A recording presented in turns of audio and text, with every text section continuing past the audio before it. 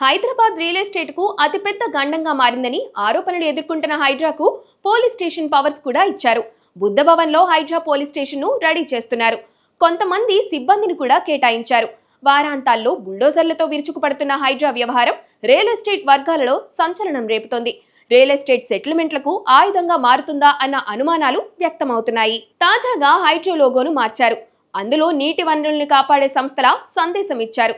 చెరువుల ఆక్రమణలను తొలగించేందుకు ఈ సంస్థ ఉందన్నట్లుగా సందేశం ఇస్తున్నారు.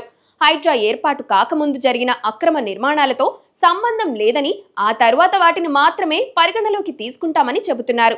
కానీ వసంత ప్రాజెక్టులో మాత్రం గతంలో చేసిన నిర్మాణాలను కూల్చివేశారు. ఈ వ్యవహారంపై ఆ సంస్థ యజమానికి వసంత కృష్ణప్రసాద్ కోర్టులో కేసు వేశారు. హైడ్రా కూల్చివేతలు చేపట్టిన ప్రతి అంశంలోనూ వివాదాలున్నాయి, కోర్టు కేసులున్నాయి. అయినా పట్టించుకోకుండా కూల్చివేతలు చేపడుతూనే ఉన్నారు. ప్రభుత్వ భూమి అని నిర్ణయం చేసుకుని రాత్రికి రాత్రి కూలగొడుతున్నారు. దాన్ని స్వాధీనం చేసుకోవడానికి ఓ పద్ధతి ఉంటుందని హైడ్రా భావించకపోవడంతో రియల్ ఎస్టేట్ వర్గాలు రిస్క్ ఎందుకని కార్యకలాపాలను తగ్గించుకుంటున్నారు. పోలీస్ స్టేషన్ ఏర్పాటు తర్వాత పరిస్థితులు ఎలా మారుతాయోనన్న ఆందోళన కూడా రియల్ ఎస్టేట్ వర్గాల్లో ఉంది.